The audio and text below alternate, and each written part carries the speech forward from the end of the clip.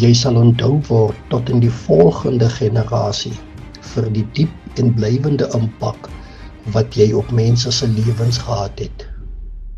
Dit was die deurlopende boodskap tydens die emosionele begrafnis van meneer Clarence Pienaar, wat 'n week gelede tragies in 'n botsing tussen sy voertuig en 'n vragmotor oorlede is. Vanaf die eerste troostdiens tot by die grafsteenonderling het een waarheid duidelik deurgeskemer. Clarence Pienaar was 'n man wat 'n verskil gemaak het, nie net binne sy huisgesin en familie nie, maar ook onder sy kollegas in die mynbedryf waar hy vir jare werksaam was.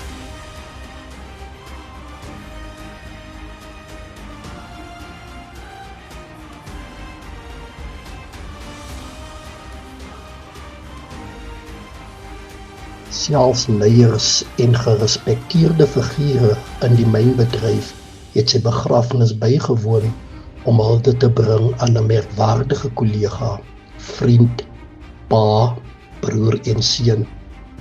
Clarence sal onthou word as 'n hardwerkende man met duidelike prioriteite, 'n man van dissipline wat nooit gehuiwer het om sy hande vuil te maak nie en altyd bereid was om ander te help.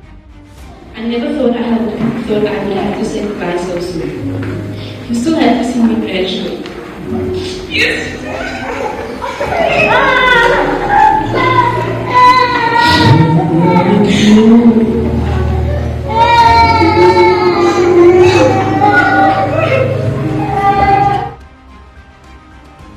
Die omvang van sy invloed was sigbaar in die groot skare wat byeengekom het om afskeid te neem.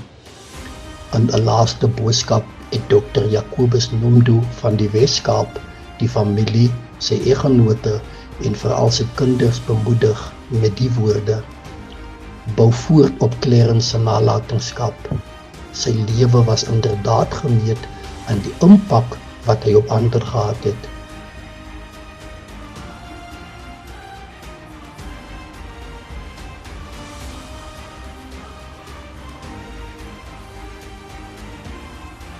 Tog was hierdie nie net 'n dag van herinnering nie, maar ook van rou, vrae en ontnigtering.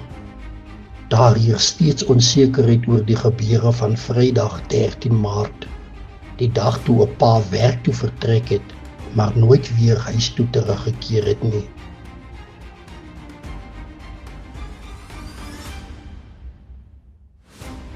Hierdie tragedie plaas opnuut die kollig op 'n ontstellende patroon. Talle inwoners van Postmasburg het reeds hul lewens verloor in ongelukke waarby swaar vragmotors betrokke was. Tog, volgens gemeenskapslede, is daar tot op hede geen noemenswaardige aanspreeklikheid of vervolging van betrokke bestuurders of maatskappye nie.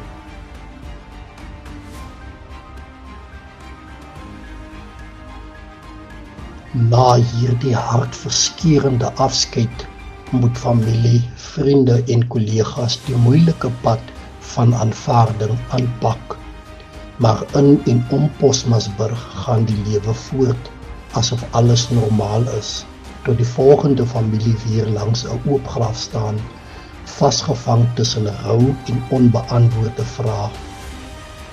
Mag Clarence Pienaar se impakvolle lewe en die pyn van sy tragiese dood nie net nog 'n statistiek word nie, maar 'n keerpunt, 'n wekroep aan tropbestuurders, maatskappye, mynbestuur en politieke leiers om verantwoordelikheid te aanvaar, lewens te beskerm en daadwerklik op te tree voordat nog 'n gesin in dieselfde donkerte gedompel word.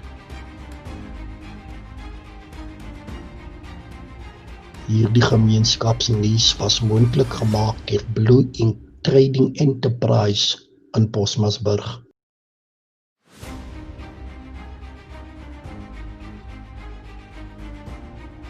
Ons sukkel met groot water die laaste 2-3 weke. Mense moet nou hulle eie Jojo tanks aanskaf om in hulle water te voorsien. So met die gastehuise hulle water self aanry, omdat daar nie water is hier. Ons is hier by op die kruin, soos julle kan sien, met die ouete huis. Hier is die water nie. Ons moet nou maar van tankwater gebruik maak. Ek staan hier op die hoek van Silje Visserstraat. Hierdie lekkasie het ek al 9 maande terug die eerste keer aangemeld. Nou wil ek hier net wys, dit is nou toegemaak, maar as ek nou nader gaan, dan behoort jy te hoor hoe loop die water daaronder. Ons as DA eis onmiddellike optrede deur die munisipaliteit om hierdie probleem op te los vir ons. Want dit is onregverdig dat ons as mense van Mtangeni so moet ly onder water. Elke liewe dag is daar nie water nie. Ons kan ook nie verstaan dat die DA het 20 miljoen rand deur die provinsiale komitee vir die Mtangeni munisipaliteit laat kry wat al in Desember op uitbetaal is aan die munisipaliteit, maar nog steeds sukkel ons met water. En ons moet staat maak op lorries, watertankers wat 600.000 rand 'n maand kos om ten einde ons water te voorsien aan mense, maar tog bly die instandhouding en infrastruktuur bly agter en word nie reggemaak nie.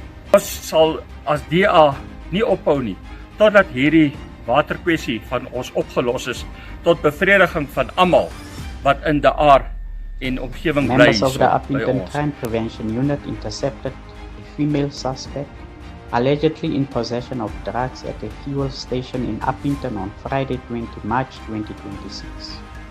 The members acted on intelligence-driven information regarding the movement of the suspect. Upon arrival at the identified location, they spotted a woman matching the description provided. The suspect was found in possession of 3 bags. A search of the luggage revealed a large quantity of dagga with an estimated street value of 670,500 rand. The suspect was subsequently arrested for dealing in dagga. The District Commissioner of the ZF Macau District, Major General Monica Sibili, commended the members for their swift response, which led to the successful arrest and confiscation of the drugs. She further expressed appreciation for the continued support from the community, whose valuable information contributes significantly to the fight against crime and the removal of drugs from communities.